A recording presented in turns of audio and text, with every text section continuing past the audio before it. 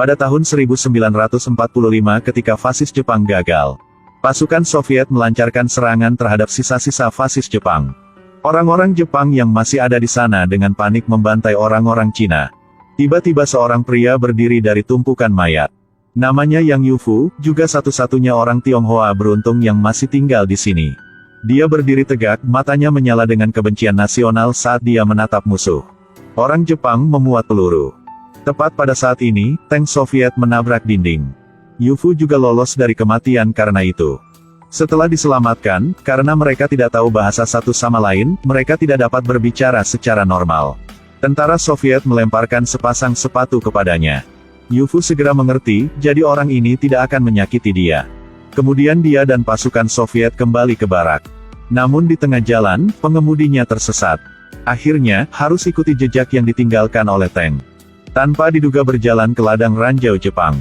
Kedua belah pihak bertarung dengan sengit. Karena perbedaan jumlah, tentara Soviet hanya bisa bertarung dan mundur pada saat yang bersamaan. Tentara Jepang mengejar dan membunuh mereka semua. Pada akhirnya, hanya 3 orang yang lolos. Di hutan suci dan air beracun ini, tidak mudah bagi mereka untuk ingin keluar. Hitigangui di Kuamot Kechu, Antai-Ekse di Truok Dodung. Tiba-tiba, sebuah granat terlempar dari rumah kayu di jembatan. Sopir diancam dan langsung jatuh ke tanah. Untungnya, granat itu tidak meledak. Sopir menendang keluar pintu, di dalamnya ada 2 gadis Jepang. Saudari itu buru-buru meminum racun itu dan meninggal di tempat. Saudari itu duduk menangis kesakitan. Tepat ketika dia hendak meminum racun, dia dihentikan oleh pengemudi. Di tasnya, hanya ada beberapa pakaian dan boneka kayu. Yufu sangat penasaran. Sopir ingin membunuh gadis itu tetapi dihentikan oleh Ana. Ini adalah zona pertahanan Jepang. Jika Anda ingin keluar, Anda harus memiliki pemandu. Seperti itu, mereka mengambil gadis itu dan memulai rute pelarian mereka.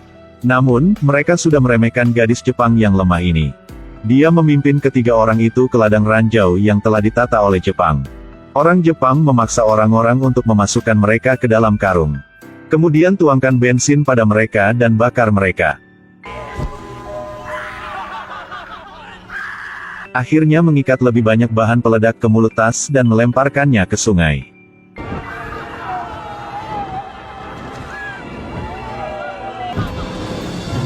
Gadis Jepang memimpin 3 orang ke ladang ranjau. Untungnya sang sopir mengetahuinya. Sopir itu menamparkan gadis itu. Saat ingin hancurkan ranjau, pengemudi sayangnya meledak. Melihat rekan-rekannya mati secara tragis, Ana marah dan terus menembaki ke arah wanita jalang itu. Memaksanya untuk pergi ke depan untuk membuka jalan, atau dia akan ditembak mati. Akhirnya, mereka berhasil melewati ladang ranjau. Ana menyuruh Yang Yufu untuk membunuh gadis Jepang itu. Tapi memegang pisau untuk waktu yang lama tidak bisa melepaskannya. Saat ini dia ingat ibunya yang meninggal secara tragis. Beberapa hari yang lalu beberapa penjahat Jepang datang ke desanya untuk menjarah. Mereka juga mengikat ibu dan putranya ke sebuah tiang. Untuk melatih kekejamannya, perwira itu menyuruh tentara baru untuk naik dan menikam orang sampai mati. Yang Yufu patah hati berteriak pada mereka untuk berhenti. Tentara Jepang itu pengecut dan tidak berani mengambil tindakan. Petugas lainnya terus berteriak. Akhirnya tombak itu menembus tubuh ibunda Yang Yufu. Jika dia membunuh gadis di depannya, jadi dia berbeda apa dari penjahat itu? Pada akhirnya, dia membiarkannya pergi. Dia dan Ana berangkat di jalan, saat melintasi jembatan ngarai.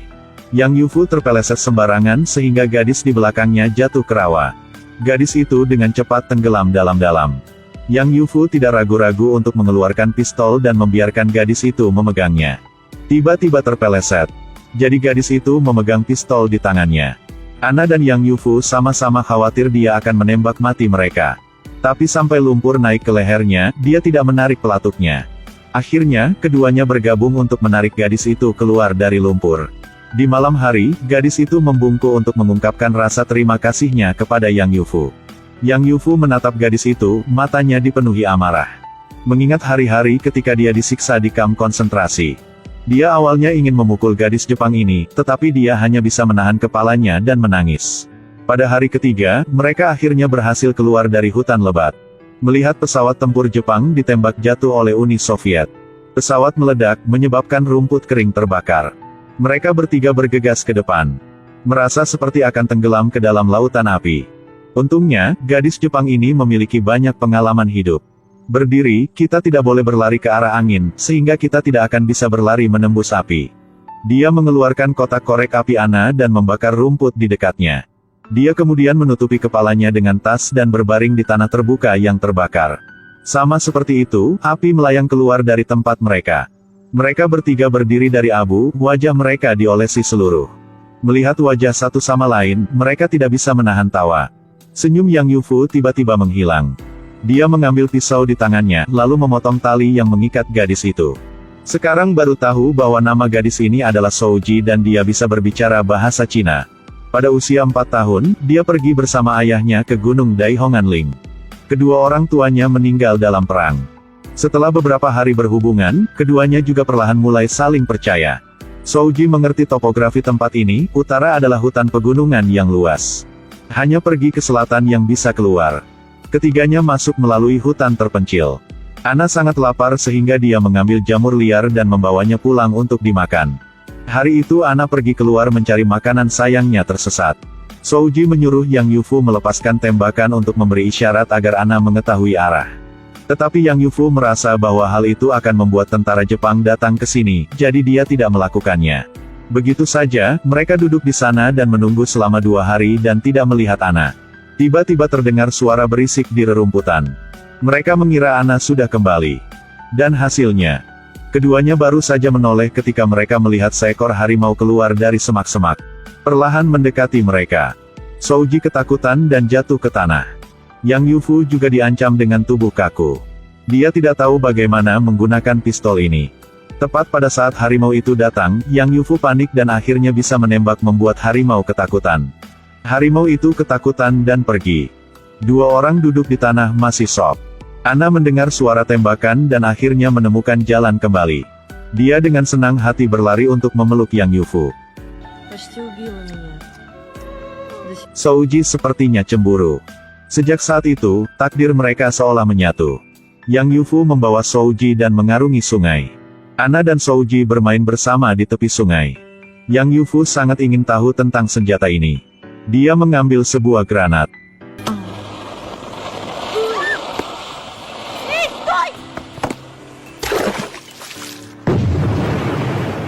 Mereka melintasi gunung ke bukit yang tinggi. Di bawah matahari terbenam, hari lain telah berlalu. Souji membawa mereka ke pangkalan Jepang. Yang Yufu tiba-tiba mengerti sesuatu. Dia memegang pisau ke leher Souji, tapi dia berkata, "Tenang, saya akan menjelaskan kepada mereka. Kalian berdua adalah warga sipil, saya memimpin kalian untuk menyerah." Yang Yufu tersenyum dan berjalan ke depan. Dia tahu tempat ini sudah lama kosong. Ana meletakkan pistolnya dan pergi mencari makanan. Ketika memanggil Souji datang, menemukan dia memegang pistol menunjuk ke arah mereka. Yang Yufu sangat marah, dia menggunakan tubuhnya untuk memblokir moncong pistol dan terus bergerak maju ke depan. Souji menangis dan melangkah mundur. Akhirnya, dia menangis dan duduk di tanah sambil menangis. Jadi Yang Yufu sudah mengeluarkan semua amunisi. Karena dia tidak pernah mempercayai orang Jepang. Pada saat ini, radio menyiarkan berita penyerahan Jepang tanpa syarat. Perang akhirnya berakhir. Baru sekarang dia mengerti, militerisme yang dia masukkan ke dalam kepalanya adalah kebohongan. Awan gelap menghilang, menampakkan matahari yang cerah. Ana melompat ke sungai untuk berenang. Yang Yufu duduk di tepi sungai dan mengepang karangan bunga. Souji ingin Yang Yufu membawanya ke pantai. Dengan begitu dia bisa kembali ke Jepang untuk bertemu kekasihnya lagi. Tapi kata Yang Yufu, "Atas dasar apa kalian membunuh orang? Atas dasar apa Anda datang untuk membunuh orang-orang di negara saya? Bagaimana Anda bisa membiarkannya begitu saja?"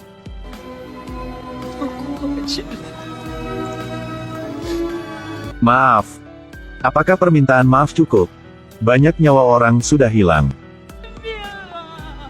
"Maaf, tapi aku belum pernah membunuh siapapun sebelumnya. Kamu sudah memikirkannya. Anda ingin kami dibunuh oleh Ranjau Darat. Kamu ingin menipu kami ke barak jahat itu. Baru saja, kamu ingin menembak kami mati." "Aku tidak ingin menembak. Kalian berdua adalah orang baik, aku tidak bisa menembak kalian berdua. Aku hanya ingin memimpin kalian berdua untuk menyerah saja. Memimpin kami untuk nyerah." Saya seorang pria Cina, apakah kamu mengerti? Sekarang kalian harus menyerah kepada kami. Apakah kamu tahu? Ana sekarang melihat awan di langit biru. Dia ingat panggilan ibu dari anak yang pintar. Namun sayangnya anak itu tewas dalam api dan asap dalam perang. Mobil pergi ke gunung dan kemudian berhenti. Souji sedang bermain di taman bunga. Tiba-tiba sebuah ledakan memecah kedamaian. Ternyata tentara Jepang melakukan bunuh diri massal. Mereka tidak hanya bunuh diri, tetapi bahkan yang muda dan yang tua pun tidak mereka abaikan. Adegan kejam di depan matanya membuat hati Souji terasa seperti ada yang tersedak. Tepat saat petugas hendak menembak seorang anak, Souji berteriak keras. Jangan lakukan itu. Perang sudah berakhir, tidak perlu mati seperti itu. Tembakan terdengar, bunga segar jatuh ke tanah. Boneka kayu di tangannya dia berguling menuruni gunung.